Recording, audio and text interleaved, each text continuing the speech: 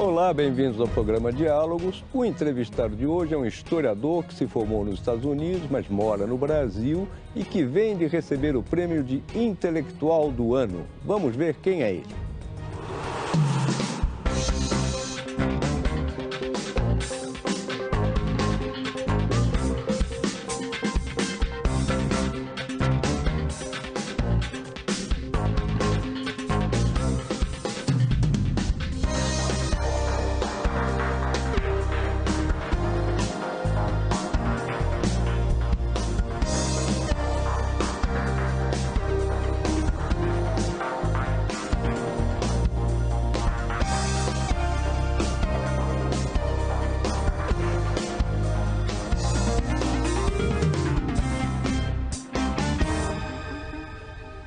Então temos aí Luiz Bernardo Pericaz, que está lançando esse livro, saiu faz um mês. É uma biografia do Caio Prado Júnior, o historiador e também economista, que escreveu uma série de livros sobre a formação do Brasil. E o Luiz Bernardo, agora está ganhando um prêmio intelectual do ano o troféu Juca Pato, né? E vai receber agora, por ter, entre outros trabalhos, esse aqui. Obrigado por ter vindo, Luiz Bernardo Pericaz. Ele é filho do embaixador Bernardo Pericaz, estudou em Washington, né, quando seu pai servia lá.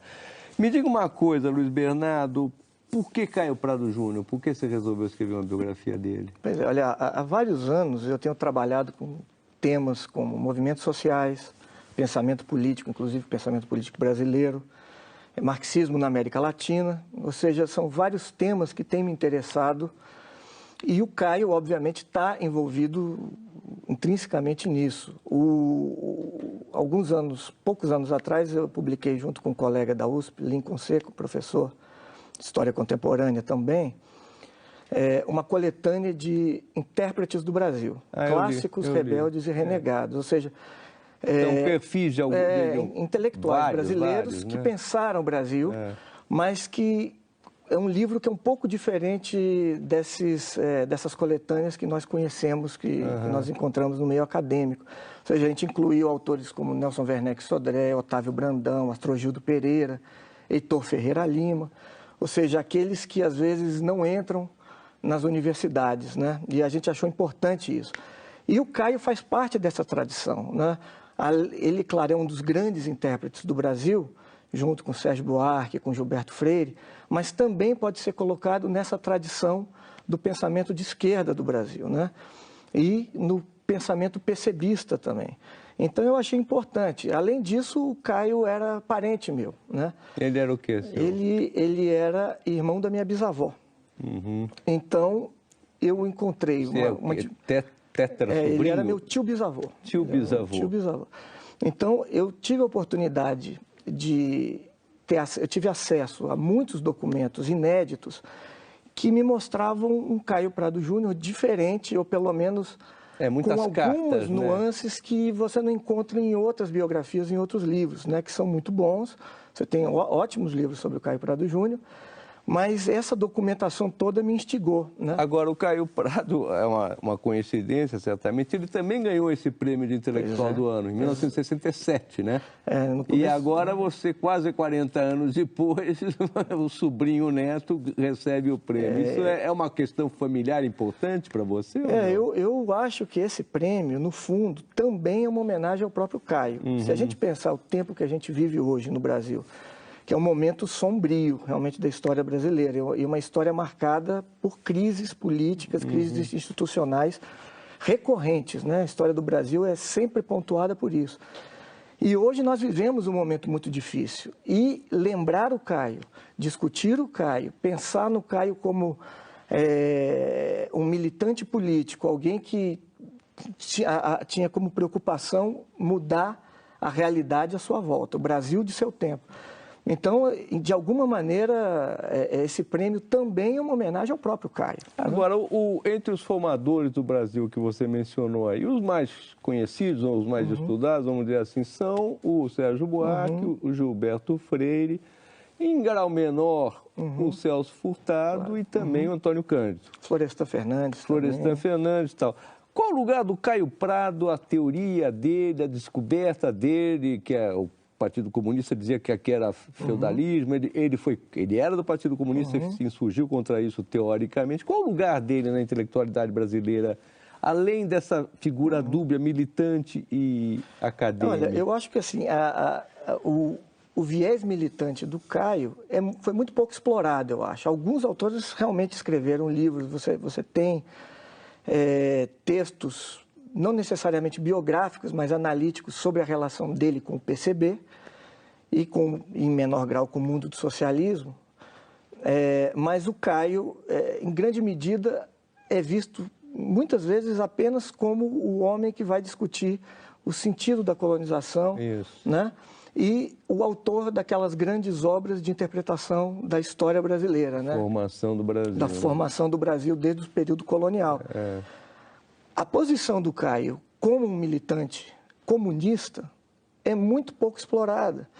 Então, eu acho que uma das coisas interessantes desse livro é justamente colocar um foco, né, os holofotes em cima desse tipo de trajetória muito pouco explorada. A gente pensa que ele escreveu 2 livros sobre a União Soviética.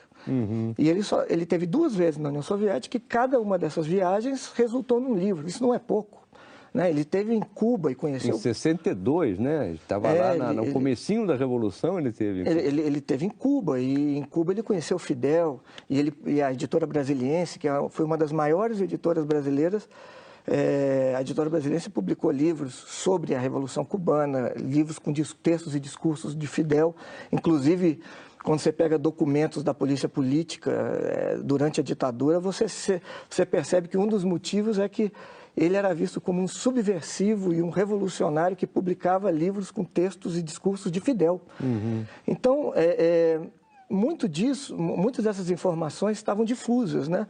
Ou pelo menos não tinham sido encaixadas de uma determinada forma para iluminar esse aspecto da vida dele. E a outra questão também, Luiz Bernardo, é o seguinte, o Caio era de uma família riquíssima, os Prado, que era um dono de Higienópolis, tinham fazendas, e ele era um homem muito rico, assim. Ele foi um herdeiro, uma coisa... E ele abandona a família burguesa dele, apesar de ter toda aquela formação, estudar na Inglaterra, e vai para a esquerda e vira um revolucionário. Foi preso várias vezes. Como é que você trabalha isso na sua biografia? Pois é, o Caio, ele é preso uma diversidade de vezes, ele vai para o exílio na década de 30. Preso pelo Vargas até a ditadura. Sem dúvida. Até a ditadura militar. Ele vai preso, ele é preso durante a ditadura militar, ele é preso durante o governo Dutra, ele é preso... e na ditadura militar, a partir de 64, ele já começa a ter problemas. E se você perceber que ele era monitorado pela polícia política desde a década de 30 até o final dos anos 70, quando ele já nem tinha mais uma militância efetiva dentro do PCB, né? Você percebe que ele escolheu um caminho muito difícil, né? E que teve resistências na família, né? Claro, quer dizer, na década de 30 chegaram a jogar cruzes em chamas no jardim da casa dele. A filha dele levava pedrada na rua. A Danda, né? A Danda Prado. E ele se afasta da família, depois... Então você tem uma vida muito difícil. Claro, a forma como ele lida com isso é diferente de alguém que, obviamente, não tem, talvez, essas proteções, né, em volta, né, que ele tinha. Mas, mesmo assim, ele teve uma vida bastante visada, vamos dizer, pelos órgãos de segurança, né? Tem uma passagem até que é uma coisa tocante, o golpe de 64, né? No dia do golpe, ele vai para a periferia de São Paulo, né, para ver se os operários, os trabalhadores estão resistindo. Aí pega o carro com um amigo para ir resistir no sul. Aí no meio ele fala, bom, ninguém está resistindo, eu vou voltar, né? Uma coisa... Agora você vê, logo em seguida, logo depois do golpe, ele já fica quase uma semana preso, junto com o Caio Graco, que é o filho que é um grande editor brasileiro, né? Que ainda, como a gente estava conversando, merece uma biografia. Alguém tem que escrever uma bela biografia sobre o Caio Graco. Um dos maiores editores brasileiros, né? Junto com Enio Silveira, com vários outros, né? Mas depois ele continua, no ano seguinte ele vai preso por pequenos períodos e depois ele vai ter a prisão principal dele durante a ditadura, que é em 1970. E até para a gente não brincar com essas coisas, ele foi preso porque ter dado uma entrevista. Claro, né? Essa foi a desculpa, na verdade. Né? Você tem gente que diz que alguns militares diziam que era para dar uma lição aos intelectuais. Uma entrevista para um jornalzinho estudantil. Jornal, uma revista estudantil, assim, com pouca difusão, né? Ou seja, você vê a que ponto chega o autoritarismo, né, de colocar na prisão um senhor que tinha 63 anos de idade. Com 63 anos que ele não passou tinha, um ano e meio na prisão. não era um incendiário, né, não era alguém que estava defendendo ou pregando a luta armada, não fazia nada disso, mas mesmo assim vai preso. Né, ele fica um período muito curto no presídio Tiradentes e depois ele é transferido para o 16º Batalhão da Polícia Militar, ali perto da USP. Então, você imagina o trauma que um homem, né, que é um monumento da cultura brasileira, um dos maiores intelectuais brasileiros do século XX, ele tem que sofrer simplesmente porque ele decidiu ficar no Brasil. Ele podia ter ficado no exílio. Ele tinha ficado um período muito curto no Chile e ele é convencido a retornar pelo advogado dele, porque eles achavam que talvez ele não tivesse esse destino. E muitos diziam para ele, não, olha, não volte, porque se você voltar é muito perigoso. Mas ele tinha o medo de passar o resto da vida fora do Brasil.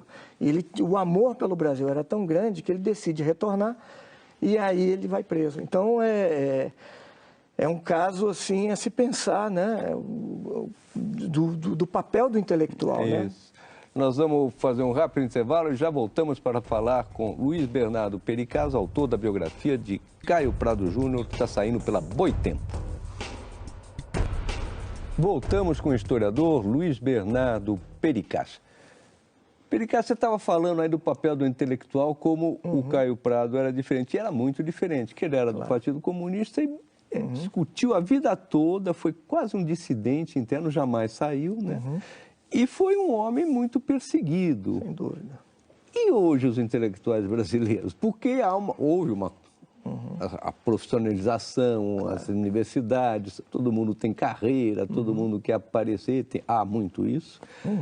Como é que ficaria um intelectual puro como o Caio Prado? Assim? Não, olha, o que você percebe, se você ligar a televisão ou abrir um jornal hoje no Brasil, a quantidade de comentaristas ou colunistas, né, que ficam no nível de superficialidade atroz, a impressão que eu tenho. Então, muita gente que era do meio acadêmico, que tinha muito potencial 20 anos atrás, por exemplo, acabou entrando por um caminho que eu acho muito ruim. Né?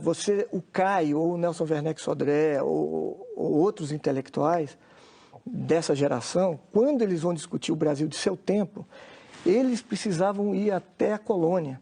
Eles estudavam o processo histórico, as forças políticas, a relação de classes. Né? Enquanto hoje em dia você tem apenas análises conjunturais. E, em geral, muitos desses comentaristas políticos, alguns provenientes do meio acadêmico, vomitam ódio todo dia na televisão. Ou seja, eles simplesmente não se aprofundam nos temas, fazem análises extremamente rasas e muito politizadas no mau sentido. Né? Todo mundo tem opinião política e todo mundo tem direito a expressar essa opinião, mas eles são muito mais politiqueiros do que políticos. Né? Então, claro, você tem um grupo de estudiosos que está pensando o Brasil hoje, que está escrevendo, e você tem livros sendo publicados.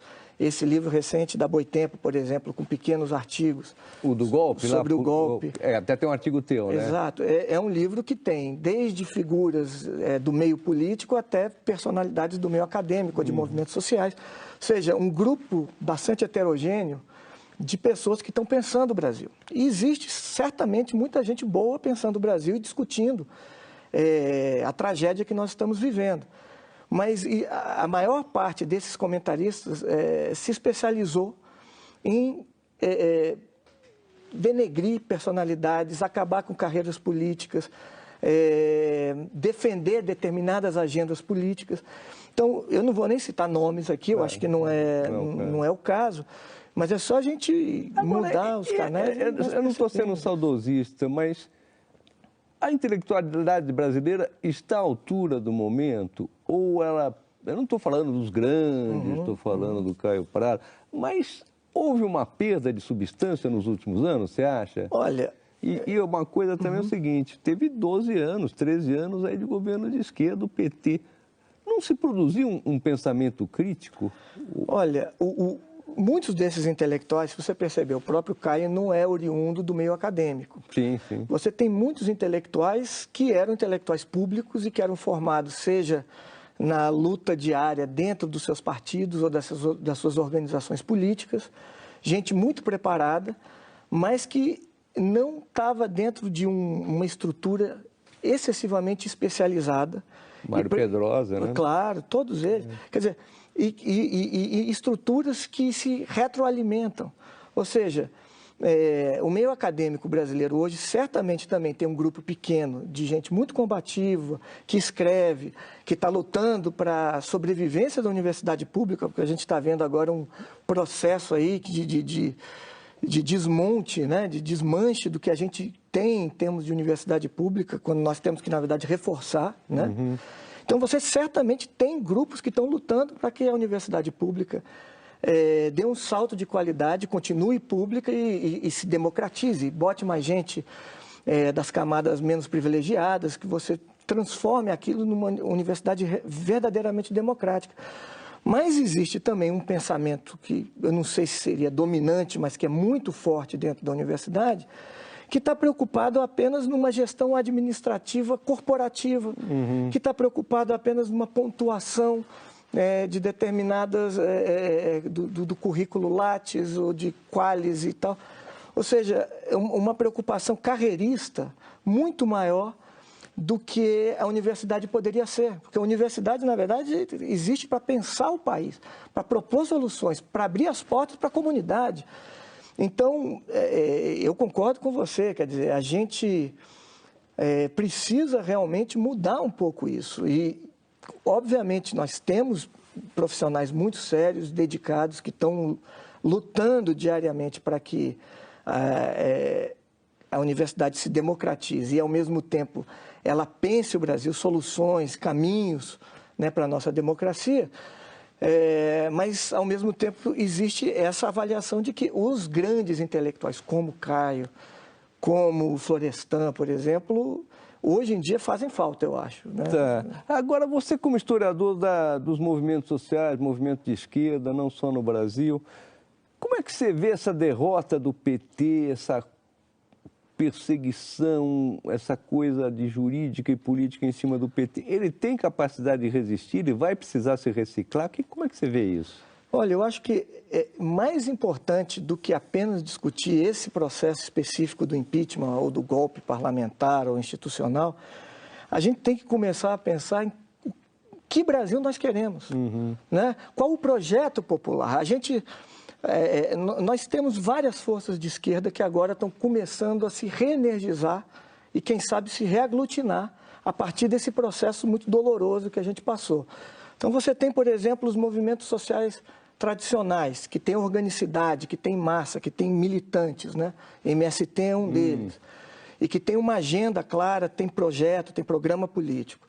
Depois você tem os sindicatos, que agora estão começando a discutir novamente, até por todo esse desmonte que a gente está vendo de forma vertical, burocrática, muito autoritária desse governo, estão começando a discutir dentro dos próprios sindicatos, das centrais e entre elas. Depois você tem esses movimentos de jovens, você tem uma geração toda que nasceu depois da ditadura, uma geração pós-ditadura militar. E que nasceu depois do Collor. Inclusive, uma geração que nasceu no século XXI. E que são muito jovens, mas você tem estudantes secundaristas que são muito combativos, você tem movimento feminista, movimento negro, o movimento LGBT.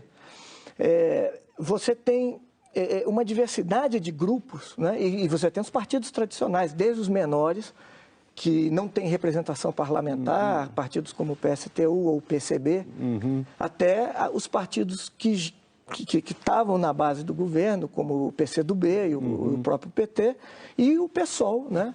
Que era uma oposição de esquerda parlamentar. Mas o que nós temos agora é uma possibilidade muito boa de colocar a gente na rua, porque as mudanças só ocorrem quando a população se mobiliza. Né? A gente está num país onde, se não me engano, em torno de quase 60 mil pessoas são assassinadas por ano. Você tem uma população carcerária que tem mais de 600 mil pessoas presas. É a segunda do mundo. Né? Quer dizer, e são majoritariamente homens, jovens, negros, provenientes da periferia, com baixo grau de escolaridade. Você tem massacres de indígenas, assassinatos de indígenas, assassinato de trabalhadores rurais sem terra, criminalização de movimentos sociais. A gente vendo em Goiás agora, quando você tem militantes do MST presos porque eles são considerados como membros de organização criminosa. Então você criminaliza, é quase como se nós estivéssemos voltando para a República Velha. Não só o lema é ordem e progresso, como você trata causas sociais como caso de polícia. E você não pode fazer isso. Então você tem que integrar. E o Caio, era muito claro, o Mariátegui, por exemplo, né, o grande teórico peruano, né? Político e jornalista peruano, e que escreve antes do Caio, mas que a ideia era você ter a possibilidade de integrar essa massa menos privilegiada. No caso do Peru seriam as massas camponesas indígenas, né, que compunham grande parte da população. E aqui no Brasil nós temos uma massa enorme de pessoas que estão fora da vida pública, da vida política, que são massacradas. A gente liga a televisão, tem chacinas recorrentes e as pessoas não se importam com isso. Então, eu acho que esse momento é o grande momento para que nós possamos realmente repensar os caminhos da esquerda do Brasil. E repensar ao mesmo tempo em que se fazem não só reflexões, né, mas também luta na rua. Greves, manifestações, ocupações. Aí era um caminho parecido com o do Caio Prado, né? Você estudar e tentar mudar o país, né? E sem dúvida, porque o único sentido de você tentar entender esse país é depois você tentar aplicar isso na realidade e tentar mudar a realidade do país. Sabe, eu não consigo ver nenhuma pessoa se sentindo confortável vivendo num país com tanta desigualdade, né? Concentração de terra, os oligopólios tomando conta, né? Então, as mesmas elites no poder, uma falta de democracia, porque a questão não é apenas democracia formal, nós temos instituições. Mas se você olhar a composição do Congresso, da Câmara dos Deputados, do Senado, e a gente vê, e se nós prestarmos atenção, quais são os interesses que são servidos ali, aquelas bancadas. Vamos ver as bancadas que servem os interesses e representam os interesses dos movimentos sociais e as bancadas que representam os interesses do agronegócio. Olha a diferença. Né? O judiciário, que criminaliza um trabalhador rural porque ele está lutando pelo seu direito. Né? Então, eu acho que a gente tem que repensar muita coisa. Nós vamos ter que encerrar, Luiz Bernardo, porque o nosso tempo já acabou. Mostro pela última vez aqui a biografia dele, do Caio Prado Júnior, que foi editada pela Boitempo. E tem aqui um livro dele que saiu agora em Havana, Los Cangaceiros. Ele fez um estudo sobre os cangaceiros e que está saindo agora em Havana. Muito obrigado. Parabéns pelo prêmio de intelectual do ano, que vai ser entregue agora nesses dias. Ficamos por aqui, voltamos na quinta-feira que vem, sempre ao vivo, às 11 da noite, aqui na Globo News. Até lá!